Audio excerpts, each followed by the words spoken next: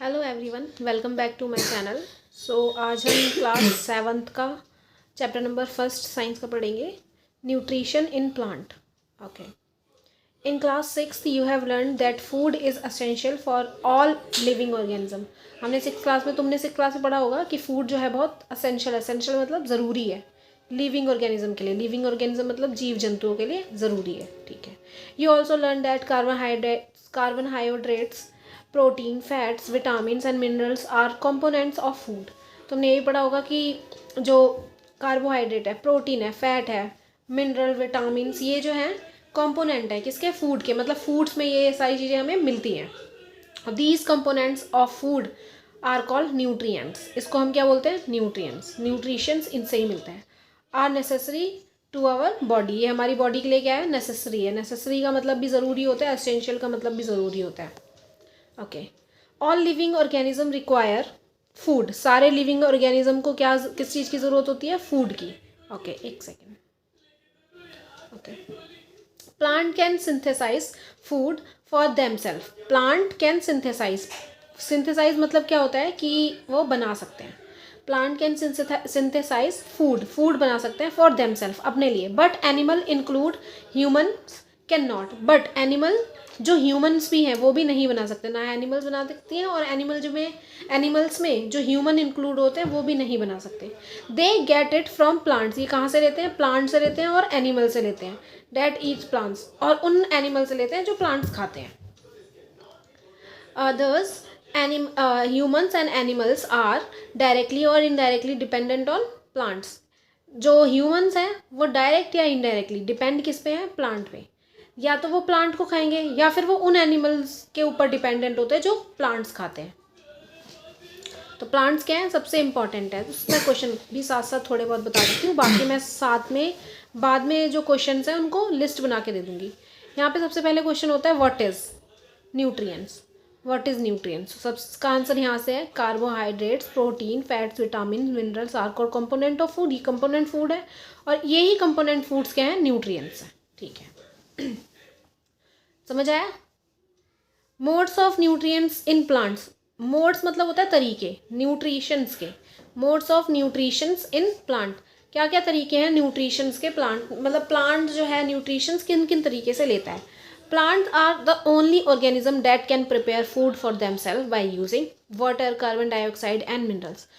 Plant are the only organism, सिर्फ plant ही एक ऐसा ऑर्गेनिज्म है डेट कैन प्रिपेयर फूड, जो खाना बनाता है फॉर देमसेल्फ, अपने लिए। एक प्लांट ही है जो सिर्फ अपने लिए खाना बनाता है बाय यूजिंग वाटर। क्या यूज़ करके? वाटर को, कार्बन डाइऑक्साइड को, मिनरल्स को, इन सबको यूज़ करके वो अपना खाना बना लेता है। The raw material are present in their surrounding. जो इनके आसपास रॉ मटेरियल है उससे ही बना लेते हैं। ह्यूमंस नहीं बना सकते। ऐसा नहीं है कि जैसे प्लांट सन में थोड़ी देर मतलब उनको सन चाहिए और सॉइल और न्यूट्रिशन सॉइल से ही मिल जाता है और फिर वो अपना फूड बना सकते। ऐसे ह्यूमंस नहीं बना सकते। ऐसा नहीं है सन में खड़े हो जाएंगे और धूप खाना शुरू हो जाएंगे, ऐसा नहीं है। ठीक है, then okay, the nutrients enable living organism to build their bodies, to grow, to repair damages part of their body and provide the energy to carry out life process. Nutritions क्या करते हैं? न्यूट्रिएंट्स क्या करते हैं? Nutrients enable होते हैं, कर सकते हैं क्या? लिविंग ऑर्गेनिज्म को क्या कर सकते हैं? लिविंग ऑर्गेनिज्म में बिल्ड कर सकते हैं उनकी बॉडी। क्या कर सकते हैं? बिल्ड। न्यूट्रिएंट्स किस लिए चाहिए? ताकि carbohydrates, protein, fats, vitamin, minerals, इन सब की क्यों ज़रूरत है? क्योंकि ये बिल्ड करेंगे हमारी बॉडी को, ग्रो करेंगे। छोटा बच्चा ऐसे बड़ा सा हो जाता है, क्या होता है? उसकी ग्रोथ होती है। अगर उसको न्यूट्रिएंट्स वो नहीं मिलेंगे जिसकी उसको ज़रूरत है, वो बड़ा होएगा ही नहीं, या तो बौना रह जाएगा। होता है सबके लिए, हाइट के लिए एक अलग होता है, हेल्थ के लिए एक अलग होता है, मतलब हर चीज़ के लिए सारी की सारी विटामिन और ये न्यूट्रिएंट्स की ज़रूरत है। तो ग्रो करने के लिए, रिपेयर करने के लिए, बॉडी में अगर कुछ भी चोट वगैरह लग जाती है, कुछ भी डैमेजेस हो जाते हैं बॉडी में, तो रिपेयर करने के लिए एनर्जी भी न्यूट्रिएंट्स ही प्रोवाइड करते हैं। ठीक है, nutritions is the mode of taking food by an organism and its utilization by the body. Nutrition है जो एक तरीके का मोड है जिससे जो बॉडी है हमारी ऑर्गेनिज्म वो फूड लेती है और यूटिलाइज करती है अपनी बॉडी में। यानी कि न्यूट्रिशन जो है वो लेती है फूड के थ्रू, और आगे बॉडी जो है हमारी यूटिलाइज करती है, यूज़ करती है उस न्यूट्रिएंट्स को, यूज़ करती है उस न्यूट्रिशन को, यूज़ करती है। Okay, the mode of nutritions in which organism make food themselves from simple substance is autotrophic. The mode बताया था ना अभी क्या क्या तरीके से. The mode of nutrition in which, ऐसा कौन सा मोड है न्यूट्रिशन में जिसमें in which organism make food themselves, कौन सा मोड है जिसमें जो ऑर्गेनिज्म है अपना खाना बना लेते हैं अपने लिए. ठीक है, कौन ये प्लांट्स कैसे कर लेते हैं.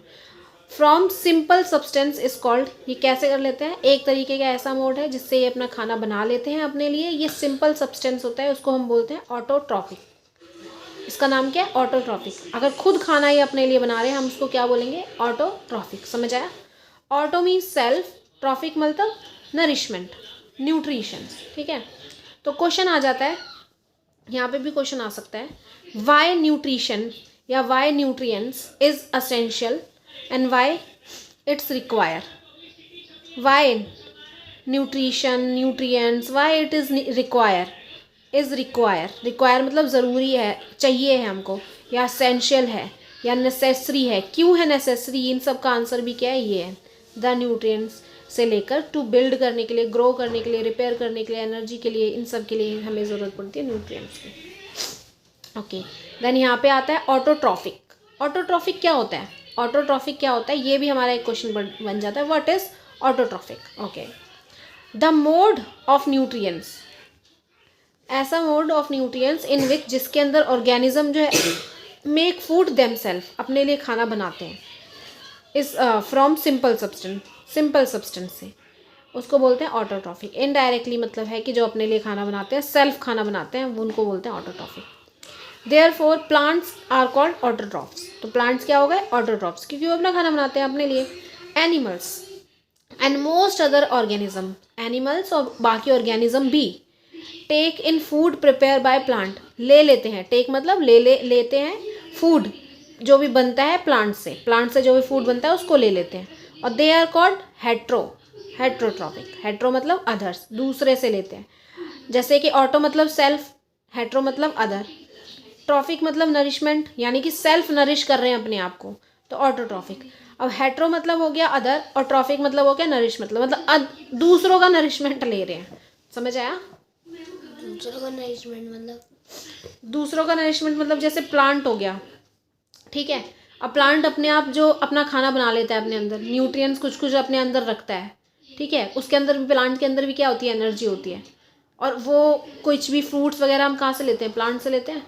तो प्लांट से जो हमने लिया तो उसका नरिशमेंट हमने ले लिया ना, तो दूसरे का नरिशमेंट हम ले लेते हैं. या तो हम किसी मीट वगैरह को भी अगर हम खाते हैं, तो मीट जो भी है वो एनिमल है, उसके अंदर पहले से ही क्या होता है, नरिशमेंट होता है ना. विटामिन, मिनरल्स, ये सब चीज़ें होती हैं. हाँ, तो वो खा लेते हैं तो हम क्या हो जाता है, उसका नरिशमेंट हम ले लेते हैं. समझ आया. Now we may ask where the food factories of plants are located. Food factories of plants की फूड फैक्ट्री होती कहाँ है, वेदर फूड इज मेड, कहाँ पे फूड बनता है. इन all part of plant. Food factory का मतलब है कि फूड कहाँ बन जाता है, प्लांट का खाना कहाँ बनता है, ये मतलब है. Whether food is made in all part of, या सब मतलब जो प्लांट है उसके सारे पार्ट में खाना बनता है, या फिर किसी एक सर्टन पार्ट में बनता है, या सिर्फ एक ही जगह में बनता है, या तो सब में बनता है या एक जगह पे, ये बताओ. How do plants obtain the raw material, वो रॉ मटीरियल कैसे ले लेते हैं अपने आसपास से, ये भी बताओ हमें. हाउ डू दे ट्रांसपोर्ट, और फिर अगर वो खाना एक जगह बनाते हैं तो वो कैसे ट्रांसपोर्ट करते हैं, देते कैसे. और अगर अलग अलग बनाते हैं तो भी अगर थोड़ा सा भी ट्रांसपोर्ट करना होता है तो वो कैसे करते हैं. ये सब इंपॉर्टेंट्स है, ये हमें पता होना चाहिए. ठीक है, यहाँ पे क्वेश्चन ये भी आ सकता है, व्हाट इज़ हेटरोट्रॉफ. ठीक है, पता होना चाहिए. जो खाना ले लेते हैं, जो ऑर्गेनिज्म जो है, एनिमल ऑर्गेनिज्म जो खाना ले लेते हैं प्लांट से, उनको बोलते हैं हेटरोट्रॉफ. तो मैंने अब तक 4 क्वेश्चन लिखवा दिए. न्यूट्रिएंट्स क्या है, न्यूट्रिएंट की ज़रूरत क्या है, ऑटोट्रॉफ क्या है, ऑटोट्रॉफिक और हेटरोट्रॉफिक क्या है. ठीक है, फोटोसिंथेसिस के बारे में पढ़ेंगे. Food making process in plant. Photosynthesis को हम बोलते हैं फूड मेकिंग प्रोसेस. प्लांट के अंदर फूड कैसे बनता है, ये वही प्रोसेस है जिससे हमें समझ आएगा कि प्लांट्स में खाना बनता कैसे actually. Leaves are the food factory of the plant. हमने ऊपर पढ़ा था ना, हम पूछ रहे थे कि प्लांट्स में फूड की फैक्ट्री क्या है, फूड की फैक्ट्री क्या है, वो वही है, लीव्स है. फूड की फैक्ट्री क्या है, लीव्स. समझ आया, लीव्स में खाना बनता है, यानी कि फूड की फैक्ट्री प्लांट्स में क्या है, लीव्स में, याद रखना. Therefore all the raw material must reach the leaf. सारा जो रॉ मटेरियल है वो कहाँ तक पहुँचना चाहिए, लीफ तक। खाना कहाँ बनता है, लीफ में। इनडायरेक्टली प्लांट का किचन कहाँ है, लीफ। वो स्टेम में नहीं बना देता, ना रूट में बनाता है, ना फ्लावर्स में बनाता है, वो कहाँ बनाता है, लीफ में बनाता है।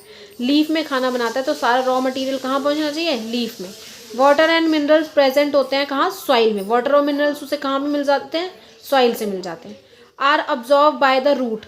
अब ये जो उसको सॉइल में मिल जाते हैं, लेकिन वो उस तक पहुँचते कैसे, लीफ तक कैसे पहुँचते हैं, अब्जॉर्ब करता है, सॉइल से अब्जॉर्ब करते हैं रूट में, और ट्रांसफ़र करते हैं, फिर ट्रांसपोर्ट कर देते हैं कहाँ, लीफ में। समझ आया।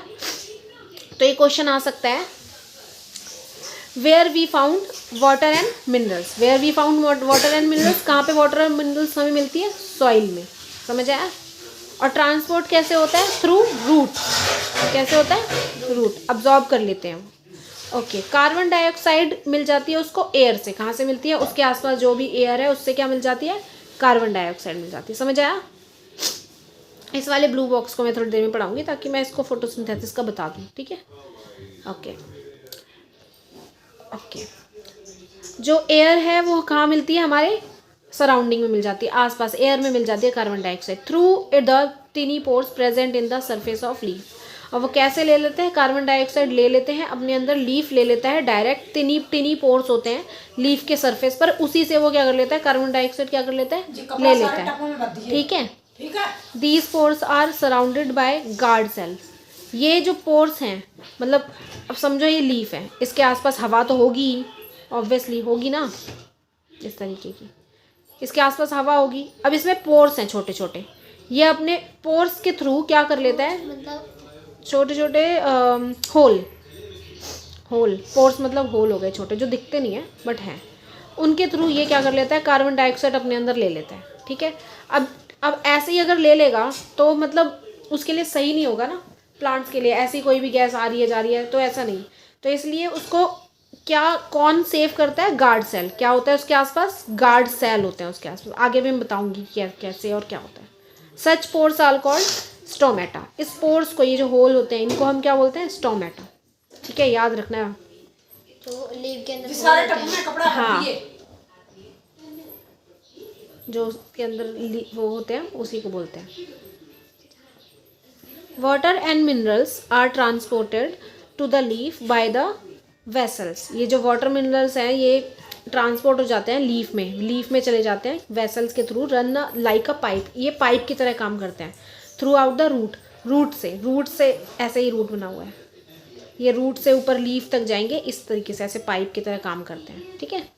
They form a continuously path और पैसेज। ये कंटिन्यूसली पैसेज है, मतलब सीधा जाएगा और लीफ तक पहुंचा के आ जाएगा। ये कंटिन्यूसली पैसेज है जो लीफ तक जाता है। They are called vessels. इसको हम क्या बोलते हैं, वेसल्स बोलते हैं। You have learn about the transport material in plant.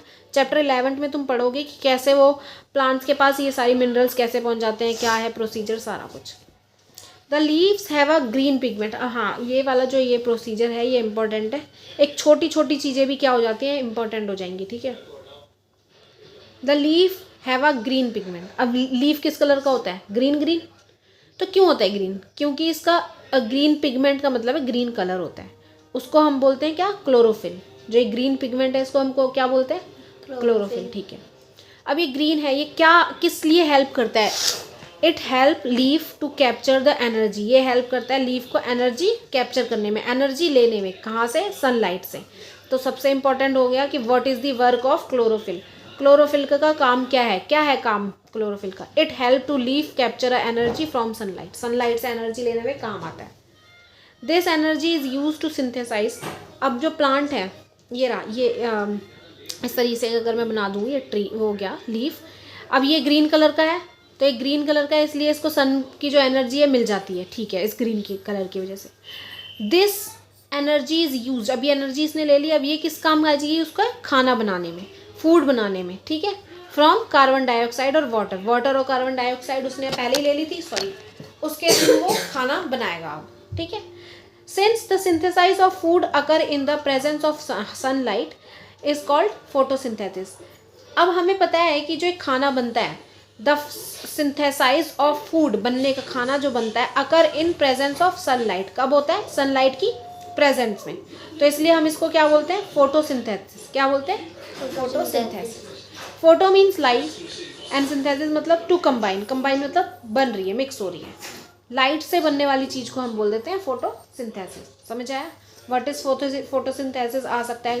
Chlorophyll क्या है तो आई थिंक डोंट थिंक कि आएगा, but what is the work, what is the use of chlorophyll, chlorophyll क्यों है उसके पास, और फोटोसिंथेसिस क्या है, ये चीज़। ठीक है। So we find the chlorophyll, sunlight, carbon dioxide and water are necessary. हमने पता कर लिया कि ये सारी चीज़ें क्या है, ज़रूरी हैं। ठीक है, to carry out the process of photosynthesis. Photosynthesis के लिए ज़रूरी है, क्या क्या ज़रूरी है, chlorophyll, sunlight, carbon dioxide and water, ये 4 चीज़ें ज़रूरी हैं। तो ये क्वेश्चन आ सकता है व्हाट इज़ दी हाँ, ये क्वेश्चन आ सकता है what is the component for making food through the photosynthesis. Photosynthesis के थ्रू कौन कौन से 4 चीज़ों की ज़रूरत पड़ती है हमको खाना बनाने के लिए। ठीक है, मैं क्वेश्चंस लिख के दूंगी, ठीक है, बट मैं स्टिल बता दे रही हूँ। This is unique process on the earth, ये अलग तरीके का प्रोसेस है। अर्थ में the solar energy is capture, solar energy, sun की एनर्जी ले लेते हैं लीफ और स्टोर कर लेते हैं अपने प्लांट के अंदर और खाना बनाना शुरू कर देते हैं, मतलब इस तरीके से। Thus the sun is ultimate source of energy, इससे हमें समझ आ गया कि अल्टीमेट सोर्स है क्या है, सन है एक एनर्जी का ultimate source for all living organism, सारे लिविंग ऑर्गेनिज्म के लिए जो सोर्स है एनर्जी का वो सन अल्टीमेट सोर्स है। कैन यू इमेजिन, क्या तुम इमेजिन कर सकते हो लाइफ ऑन अ अर्थ पर life in absence of photosynthesis, मतलब फोटोसिंथेसिस हो ही नहीं रहा है, मतलब कि अगर वो सन से खाना बन ही नहीं रहा प्लांट में, ऐसा तुम सोच सकते हो। In the absence of photosynthesis there would not be any food, अगर ऐसा हो गया, अगर प्लांट खाना बना ही नहीं पा रहा है सन के वजह, मतलब सन नहीं है और सन के थ्रू खाना ही नहीं बन रहा, तो तुम समझ लो कि कोई भी खाना नहीं होगा यहाँ पे। The survival of almost all living organism directly और indirectly depend upon the food made by the plant. जो सर्वाइवल है, जीना जो है, मतलब हम जो जी रहे हैं, जिंदा हैं, ये ऑलमोस्ट सबसे ज़्यादा से ज़्यादा डायरेक्टली और इनडायरेक्टली, या तो डायरेक्ट हम या इनडायरेक्टली किस पर डिपेंडेंट है हम, प्लांट पे। अगर प्लांट खाना ही नहीं बना पाएगा अपना तो हम सर्वाइव नहीं कर पाएंगे। बिसाइड ऑक्सीजन, ऑक्सीजन को छोड़ के भी essential for the food, essential for the survive of all organism is produce during photosynthesis. Oxygen की तो ज़रूरत है ही सांस लेने के लिए, ऑब्वियसली सर्वाइव करते हैं हम ऑक्सीजन से, बट जो ऑक्सीजन को छोड़ के भी जीने के लिए हमें किसकी और ज़रूरत है, फोटोसिंथेसिस की ज़रूरत है, प्लांट्स होने की ज़रूरत है। और प्लांट्स किससे होंगे, जब फोटोसिंथेसिस होगा, जब वो अपना खाना बना पाएंगे तब हम सर्वाइव कर पाएंगे। ठीक है, during photosynthesis in the absence of photosynthesis life would not be impossible on earth. okay, अगर फोटोसिंथेसिस नहीं होगा तो लाइफ जो है इम्पॉसिबल हो जाएगी अर्थ पे लाइफ होगी नहीं। तो ये क्वेश्चन आ सकता है कि what have we done if photosynthesis is what is the life on earth in the absence of photosynthesis. Photosynthesis के absence में लाइफ क्या होगी, life would be impossible on earth if the photosynthesis is absent। ठीक है, life होगी ही नहीं, impossible होगी, जी ही नहीं सकते अगर फोटोसिंथेसिस नहीं है। ठीक है, ड्यूरिंग फोटोसिंथेसिस के time chlorophyll contain cell of leaf, अभी मैंने बताया था क्लोरोफिल की भी ज़रूरत है, तो chlorophyll contain cell of the leaf, leaf के सेल जो हैं वो उसके क्लोरोफिल के अंदर होते हैं। In the presence of sunlight, sunlight की प्रेजेंस में, जब सनलाइट होता है तब। Use carbon dioxide and water to synthesize, carbon dioxide और वाटर बनाता है carbohydrates. The process can be represent in equation. अब हम इसको इक्वेशन में पढ़ेंगे। ये कार्बन डाइऑक्साइड और वाटर, कार्बन डाइऑक्साइड ले लेता है एयर से और वाटर ले लेता है रूट से। ठीक है, सनलाइट आ जाता है, हाँ सनलाइट आ जाती है, और क्लोरोफिल, वही जो लीफ में जो छोटे छोटे पोर्स हैं उसको हम बोल देते हैं, जो ग्रीन पिगमेंट है उसको क्लोरोफिल बोलते हैं। तो क्लोरोफिल, ये चारों चीज़ें ये हो गए, ये चारों चीज़ें अगर मिल गई तो फिर हमें क्या मिलेगा, एक तो मिलेगा कार्बन डाइऑक्साइड और एक मिलेगा ऑक्सीजन। कार्बन डाइऑक्साइड बोल दिया, कार्बोहाइड्रेट मिलेगा और क्या मिलेगा, ऑक्सीजन। कार्बोहाइड्रेट उसकी एनर्जी है और ऑक्सीजन जो है वो गैस है। ठीक है, वो बाहर छोड़ देते हैं ये।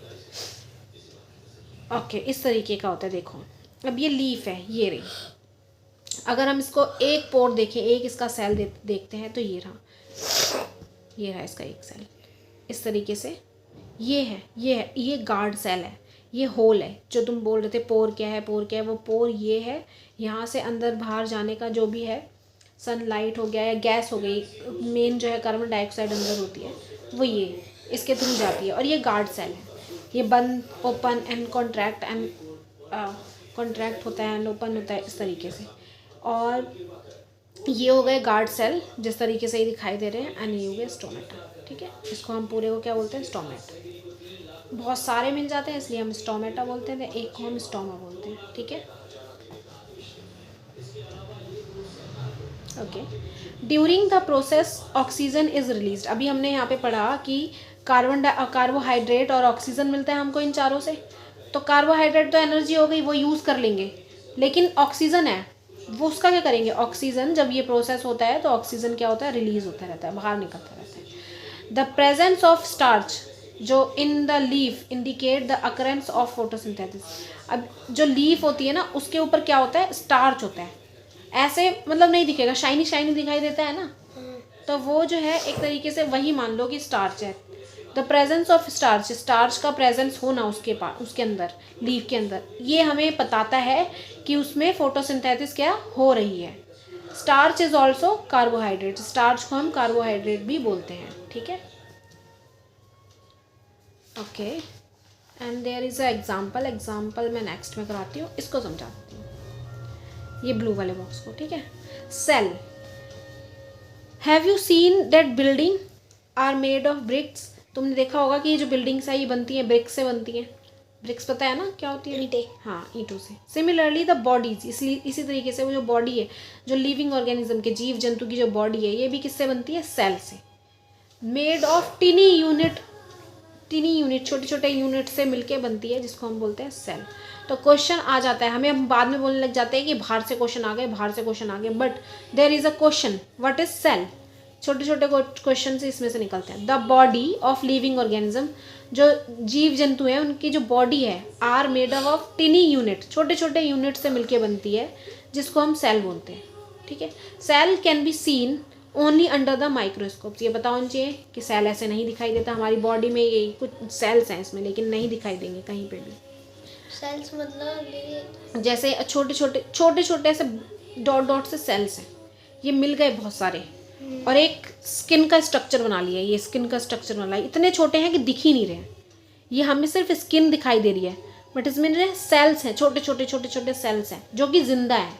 ठीक है, वो ही सारा काम करते हैं, वो लिविंग है।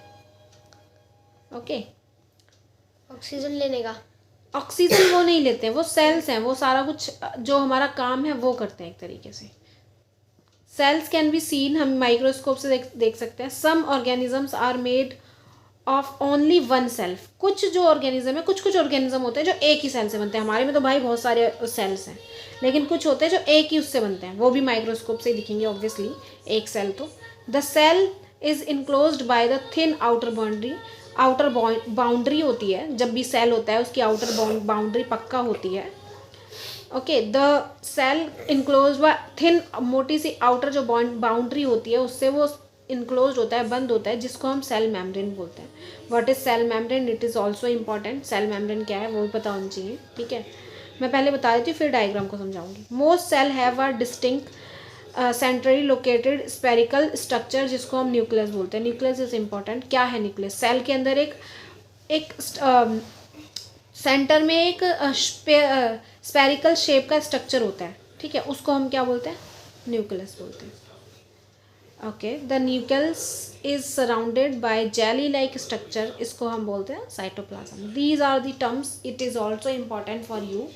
ओके, साइटोप्लाज्म बोलते हैं जो न्यूक्लियस के आसपास बॉडी होती है उसको। अब हमने 4 चीज़ें पढ़ी यहाँ, हमने पढ़ा सेल क्या है, सेल मेम्ब्रेन क्या है, न्यूक्लियस क्या है और साइटोप्लाज्म क्या है। ये सारा का सारा ये इंपॉर्टेंट है। क्या क्या बता देती हूँ, ये रहा, एक सेकेंड जूम कर लूँ, ये रहा, सी ये एक सेल है। ठीक है, ये अंदर ही दिखाई दे रहा है स्पेरिकल सा, ये हो गया न्यूक्लियस। अब ये आसपास ये जेली जैसा होता है इसके न्यूक्लियस के आसपास, और ये वॉल है, ये सेल वॉल बोल देते हैं। अब ज़रूरी नहीं है सब में, ये मैं आगे बताऊंगी। सेल वॉल होती है, सेल मेम्ब्रेन होती है। जो ये है, ये रही सेल मेम्ब्रेन। ठीक है, ये जो है क्या है, सेल मेम्ब्रेन। ये थिक सी ये दिखाई दे रही है, थिक सी मोटी सी, ये जो एक तरीके से स्ट्रक्चर दे रही है सेल को, ये बोलते हैं सेल मेम्ब्रेन। ठीक है, न्यूक्लियस क्या होता है, ये रहा अंदर का, इसको हम न्यूक्लियस बोल देंगे।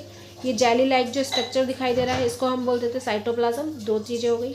और ये जो है, ये जो तुम्हें थिक सा दिखाई दे रहा है, ये ब्लैक सा, ठीक है, ये थिक मोटा मोटा सा जो ये ब्लैक सा दिखाई दे रहा है, इसको हम बोलते हैं सेल मेम्ब्रेन, ठीक है। और सेल क्या है, यही जो है ये एक होता है, क्या होता है, सेल। और ये दूसरा सेल, तीसरा सेल, चौथा सेल, पांचवा सेल, ऐसे मिल मिल के क्या बन जाते हैं, कुछ बन जाते हैं, नया स्ट्रक्चर बनता है, नया ऑर्गेनिज्म बनते हैं, ठीक है। तो ये भी इम्पोर्टेंट है।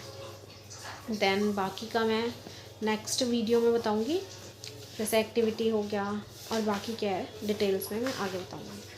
Okay, thank you.